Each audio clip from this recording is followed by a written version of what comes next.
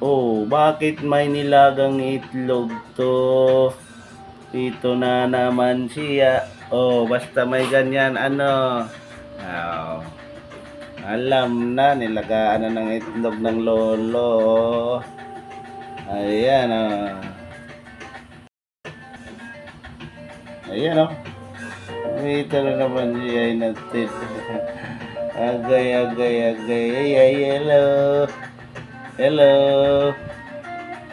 Inatid ng papa. Baka may lakad sila. Oy. Baka relax, galing trabaho. Kay makulit na naman to kasi cute na. Apo kong makyut. Yan. Kaya nilagaan ko siya ng itlog. Kakain na to siya ngayon. Itlog. Nilaga. Kain ka itlog?